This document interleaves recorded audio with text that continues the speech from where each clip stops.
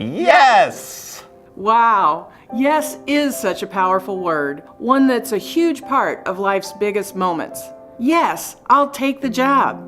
Yes, I'll marry you. Yes, I'm pregnant. At Ranken Jordan, yes is a word we always say to children and families who've heard no far too often. Yes, even if you're in a wheelchair, you can still play baseball.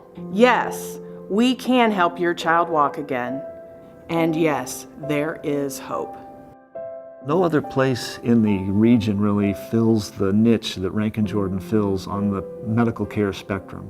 That place where kids with complex medical conditions who have suffered an acute injury or illness or prolonged illness, maybe after being born prematurely, can complete their recovery and really get back to the business of being a kid. So yes is all about doing whatever it takes to help this child get better, to help this family get reunited, and to help the doctors who really care for these kids and are frustrated by not being able to do their best for them feel good that they're doing what they can to help these kids recover. Melvin came to us, he's a teenager, an 18-year-old who was hit by a car and probably broke more bones in his body than weren't broken.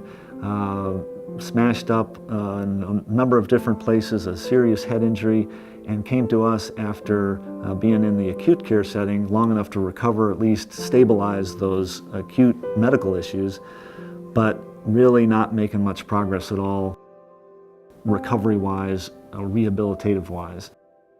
And he was flat on his back on a stretcher and not interacting and not doing very much at all. He had a breathing tube in his neck, he had a feeding tube in his stomach, and he was totally, absolutely 100% dependent on other people to provide his care.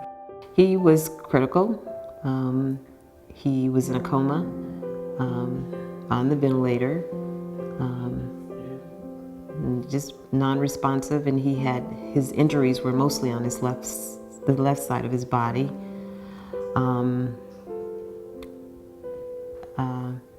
They didn't expect him to live.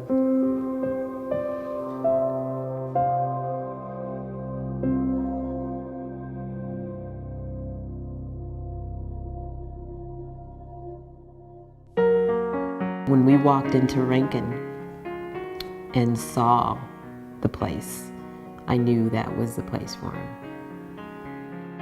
What I remember the most when he came out of his coma was blinking of his eyes. And so I said to him, I said, "Melvin, can you hear me?" And he said, he didn't respond, he didn't open his eyes, but I said, "If you can hear me," I said, "blink your eyes." And he blinked his eyes. I was so excited, I screamed, and it was great. Great moment. To see Melvin walk out of Ranken Jordan was just the culmination of a whole lot of hard work by him, by the staff at Ranken, a whole lot of care by my wife, and just an answer to a whole lot of prayers that had been prayed. When Ranken Jordan said, "Yes, we can help you," my reaction was, yes, we're in the right place. I think Ranken Jordan is great because it helped me, and now I'm back at home. I'm glad I came to Ranken Jordan because they gave my life back.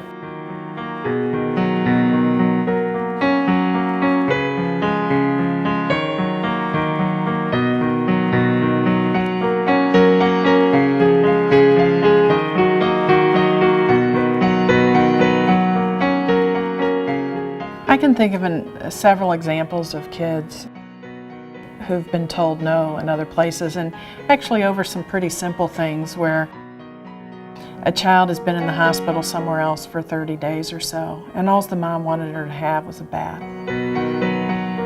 Within an hour of you are in Ranken Jordan, you get put in the whirlpool spa tub, and you get the jets, and you get, something as simple as a bath. Because of saying yes, there's been, the impossible has become possible. Zachary, we still don't know why he was born early. One day I didn't feel him move, and so I called the doctor, and I went into the doctor, and the doctor said, "I'm going to admit you now." So we went and we delivered a 2-pound, 5-ounce baby boy. Well, Zachary is 2.5 years old. He was born 3 months premature. And he, upon a month into his life, he lost his small intestine, all of it but 6 centimeters. The doctors came into the waiting room, and I'll never forget 2 doctors sitting in these little bitty children's chairs and said, I'm sorry, but don't make any medical decisions for 48 hours. And we went into Zachary's room and we said, Zachy, we love you, and if you're ready to go, we understand, but if you want to stay and fight, buddy, we're going to fight with you all the way. And he kind of opened, he was so sedated, he opened his little eyes, and we said, we're fighting. And he's continued to amaze the doctors, continued to amaze them. When we first heard about Zach, his prognosis was pretty grim. He had had a long history of very tough complications from his short bowel syndrome and had been out of state to get a second opinion. The diagnosis was his liver's failing and he has not enough gut to survive, so he needs a liver and intestinal transplant.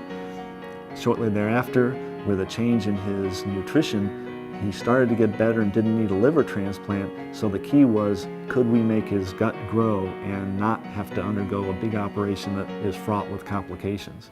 In a pretty short time, in a couple of weeks, we saw that we were making progress. He was able to grow. We were able to cut down the amount of TPN or intravenous nutrition that he was getting, and he was on the road to recovery, and we felt like we had done a good job for that. More importantly, it was a yes moment with Zachary. As he became more comfortable here and over time, as he's here often, he takes advantage of the toys and the slides and the internal playground, and he climbs up the steps and he goes to the curly-Q slide, which I can't fit down, all by himself. And Mom and Dad are running around the other side going to catch him. And we said, Zach, can you go down the slide? And he said, yes, all by himself. And he goes down the slide by himself, and a smile, and Mom and Dad are freaking out at the bottom as we catch him, and he's laughing, and he says more, I want to do it again. So that was our yes moment with Zachary, that yes, Dad, Mom, I can do that, and I can do it by myself. I don't need your help. And I don't think he would have ever had that without having the chance to explore that in a venue that is safe and inviting.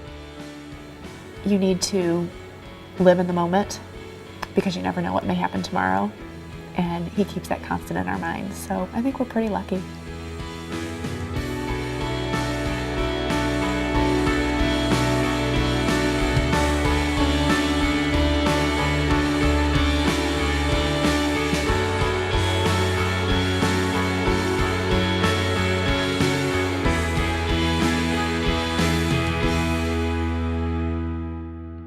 Yes.